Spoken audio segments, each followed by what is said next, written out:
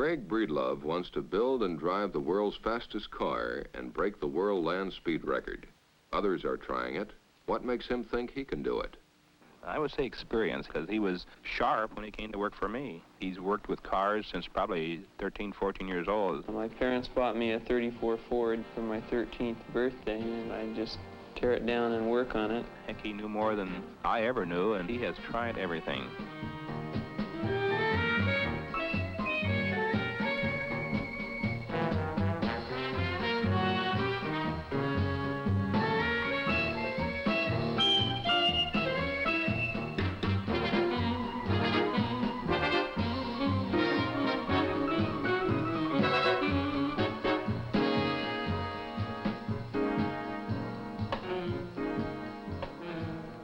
An exploded clutch prevented Craig from setting an all-time record in a belly tank after going 234 miles an hour one way of the required two-way run.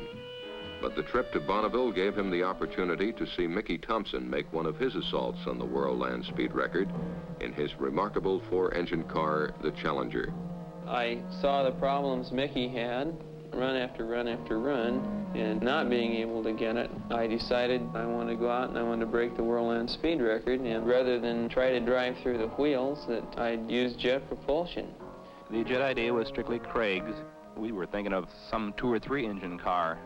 Around 400 miles an hour is as good as you could go on that Bonneville course with a wheel-driven car. Craig contacted Walt Sheehan, an authority on turbine engines and ducting. Rod Chappell was the man to handle the finalized design work and the testing. First thing we did was build a full-scale wood mock-up, and when we got this completed, we built a wind tunnel model with 4 nose configurations, 2 different fairing configurations, and scale wheels.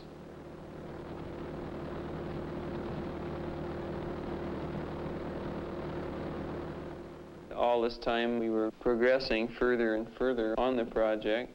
I persuaded my dad to let me extend the garage at his house so that I could have a place to work on the car. Exhausting his savings, Craig went back to work as a mechanic.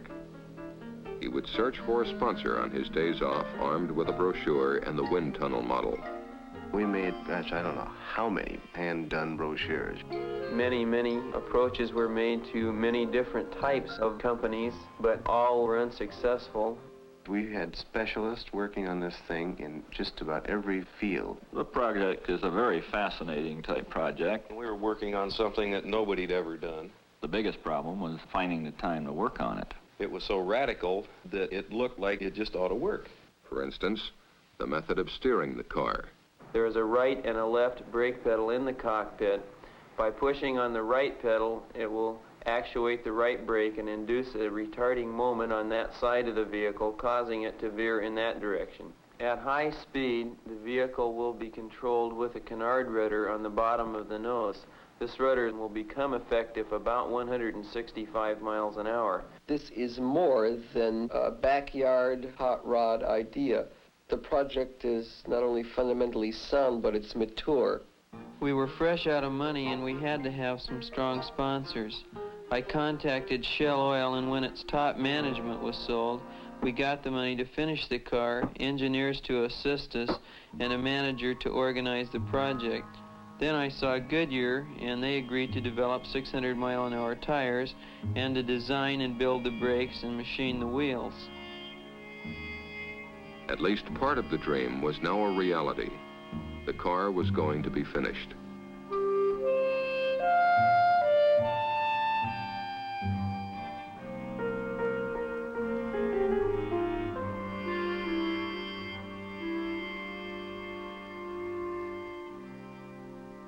At the time Goodyear got into the land speed record project, the Spirit of America had been designed around a 48-inch diameter tire. With this defined, we proceeded to determine tire width, bead diameter, and the pressure necessary to carry the load and withstand the extreme forces of 600 miles an hour.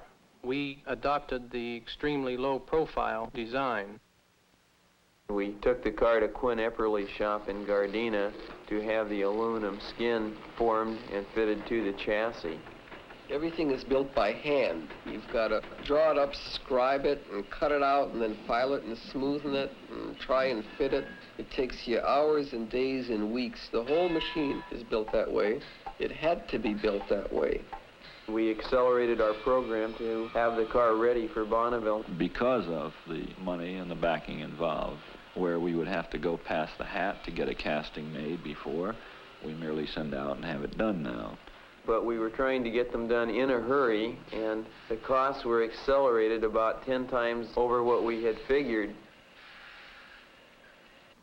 The forged aluminum wheel was selected mainly because of the greater uniformity and the lack of porosity of a forging, and since we were using tubeless tires, we did not lose air through the wheel itself, which is inherent in a casting. The tires were designed for 600 miles per hour and proven by testing under full load at 650. We were working so that we could get the car finished and make Bonneville in 1962. The closer we got to the deadline, the more apparent it became that we were running out of time, and we would have to work straight through. We were continuously set back by various parts that would be the wrong parts, things that were machined and came out wrong. We were working at this time 7 days a week, 18, sometimes 24 hours a day. We just went around the clock. That's all there was to it. It wasn't easy, but I have done harder things. And I've done harder things for a lot less reason, too. A public unveiling of the car had been postponed 3 times. But now, except for the wheel fairings, the car was ready.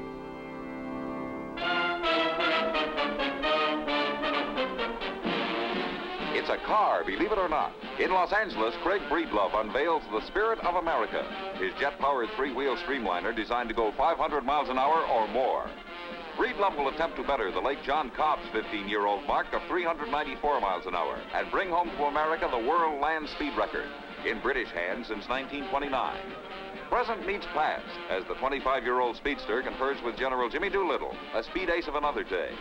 Driver, car, and crew are headed for the famed Bonneville Salt Flats in Utah for testing, and then a crack at the world's record. All America is with you, Craig. Good luck.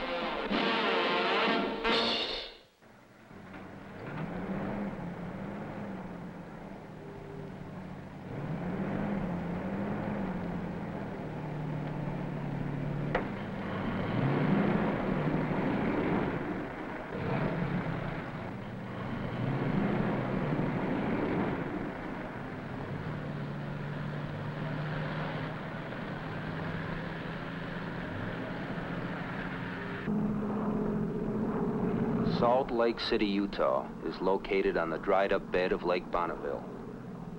Tens of thousands of years ago, this landlocked body of water was 1,000 feet deep and the size of Lake Michigan. Today, its main remnants are the Great Salt Lake and a great desert of deposited salts 3,000 square miles in area, 1/3 larger than the state of Delaware. 120 miles to the west, near the Utah-Nevada border, the deposits formed a surface crystalline salt body 200 square miles in area, the Bonneville Salt Flats. The standing water of winter rains dissolves and levels the surface, so that in summer the salt lies flat and hard and dry, the best surface for automobile racing ever discovered. No wildlife exists, and the principal signs of man's industry are a railroad, a highway, and the evaporation ponds that collect potash and other salts for commercial use. Summer temperatures range from 50 degrees at night to over 100 degrees by day, and the rising heated air causes sudden thunderstorms of great violence. Unique, dangerous, a strangely brutal and very beautiful land. And what it is nothing. It's just flat, big, flat salt. It's beautiful, but there sure is a lot of it.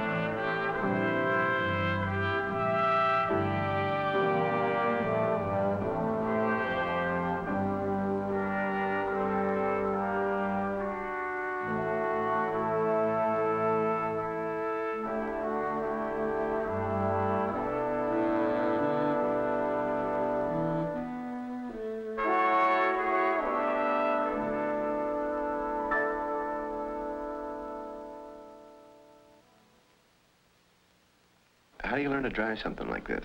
It's not an airplane, and it's not really a car. This is an experimental craft.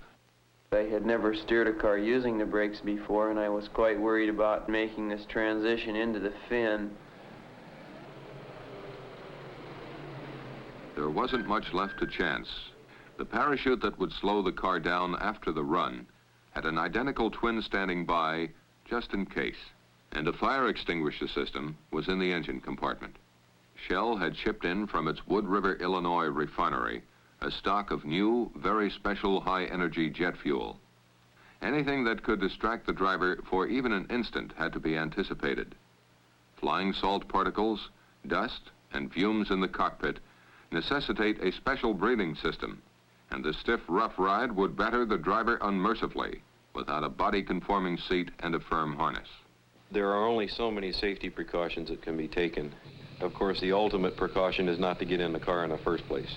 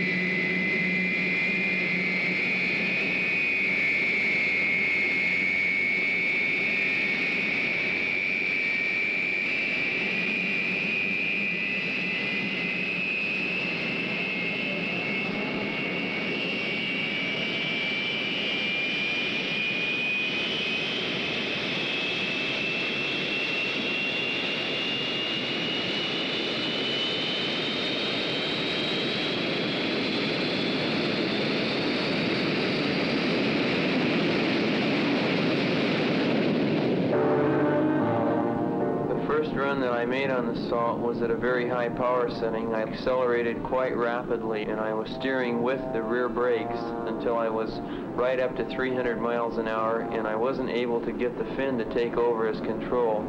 At that point, actually, the car was what I would consider completely out of control. I had to immediately shut the power off and come to a stop. He stopped the car, and we all rushed up there, and he got out of the car and fairly calmly said, in a loud, clear voice, "It isn't going to work." And then after that, why it became more and more evident to us that he was right.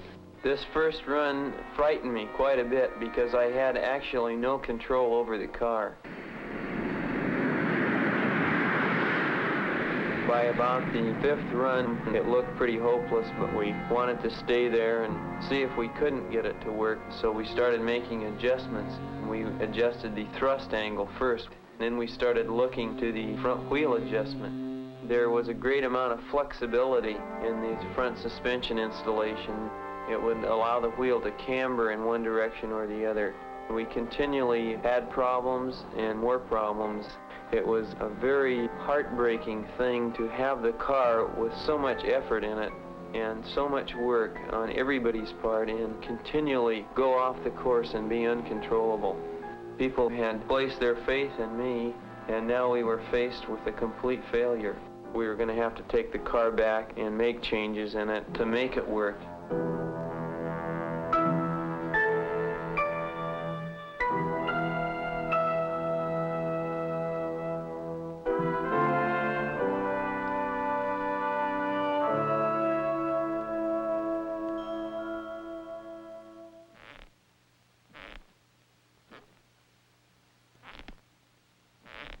While on the salt, minute changes had been made in the alignment of the front wheel in an effort to make the car go straight. Some maneuverability in the wheel, no more than 2 degrees worth, was found to be desirable. Coupling it with the steerable nose fin at a changeable ratio determined by tests provides a single steering system requiring no changeover by the driver. Some drivers have poured tons of lead into the nose of their cars to move the center of gravity forward and achieve positive stability like an arrow in flight. Such a load on Spirit's front wheel would only create other problems. A better solution was to move the aerodynamic center back by increasing area to the rear of the car. A tail fin was the answer.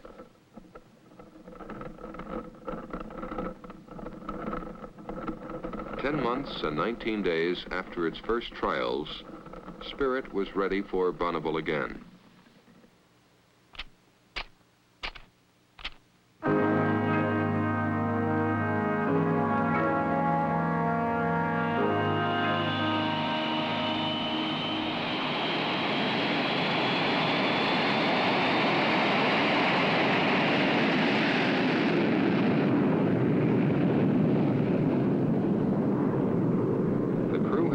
On the Salt the last Sunday of July 1963, anxious to try out Spirit's new steering and to start the car on its preliminary runs, gradually building up to record speed.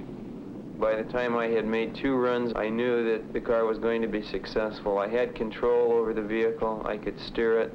We started to build the speed up in increments. By Thursday afternoon, I had gone 349 miles an hour.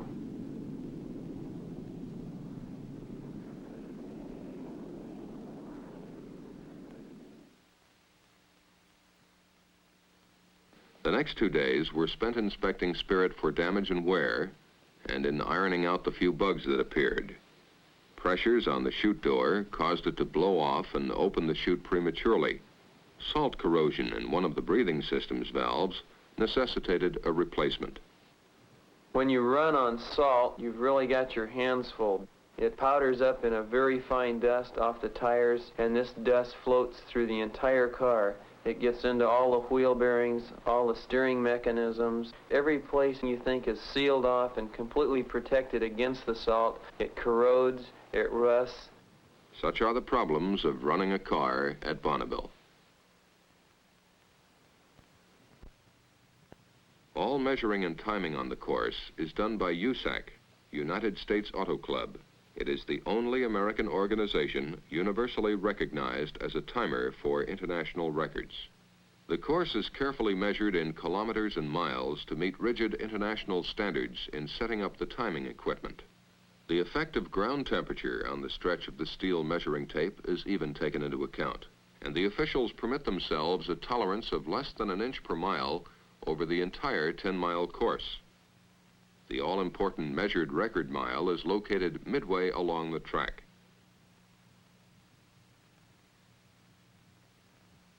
A light beam is focused on an electric eye at the various measured intervals along the course. The instant any beam is interrupted by the car, a signal is transmitted to the timing shack and recorded.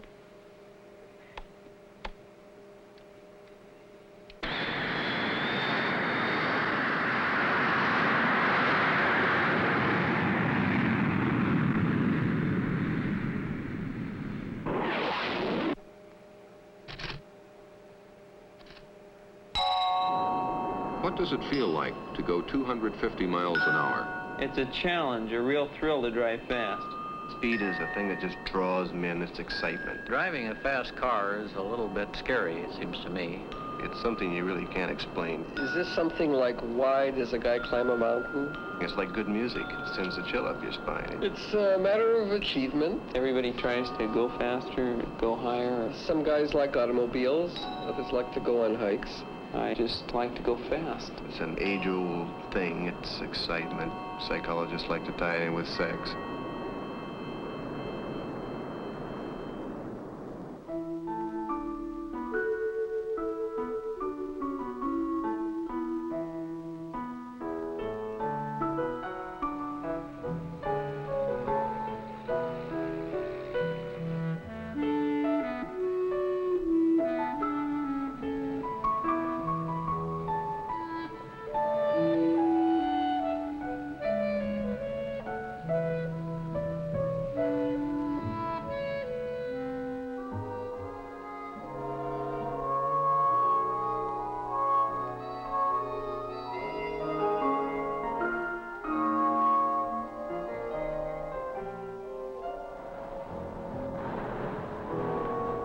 last run Sunday afternoon produced a speed of 365 miles an hour. The wind came up and it really turned into a storm. I was worried that the course might get flooded out for the next morning.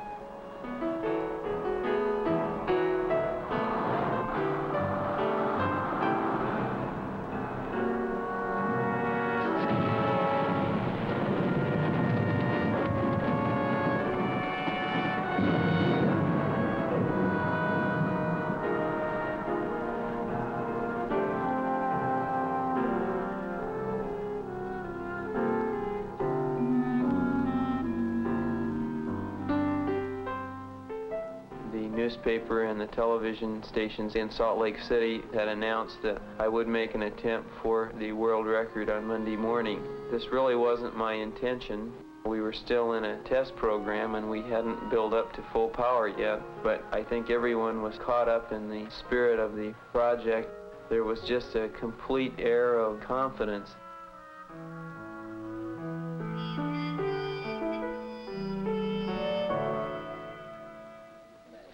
On Monday morning, I was quite surprised by the number of people that were actually out there.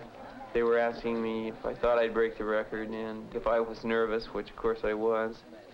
We had run 87% throttle the day before, and I had decided to run 90% this morning. I didn't know how fast the car would go at this setting. I knew that the run would be pretty fast. I was just hoping that it would be over the 394 mark set by John Cobb.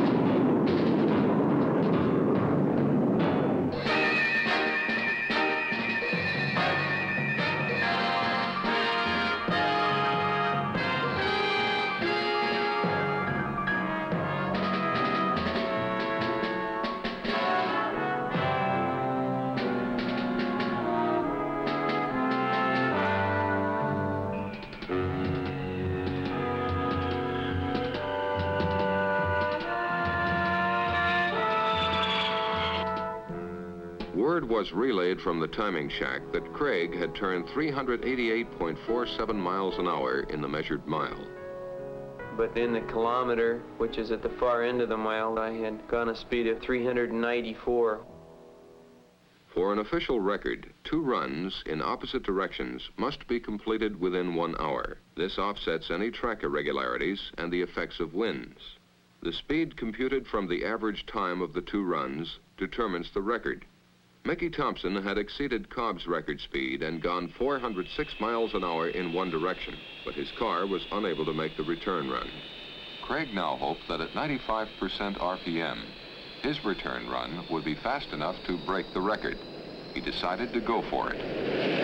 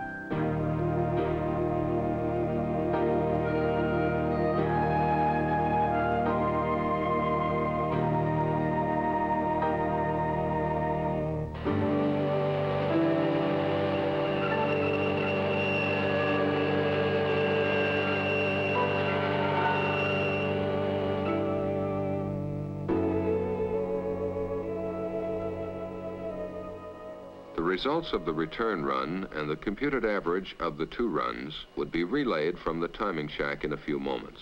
With 388.47 clocked for the first run, Craig would have to have done at least 408 to better Cobb's average by the required 1%. I knew I had gone over 400 miles an hour. In fact, I was asked, how fast do you think you went? And I said 425.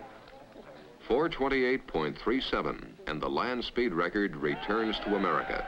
The official average speed of the 2 runs was 407.45 miles per hour for the measured mile. At the same time, new records were created for the 5-mile run and for the 1, 5, and 10-kilometer course. Craig Breedlove had built his dream car and guided it across the face of the earth faster than any man had driven before.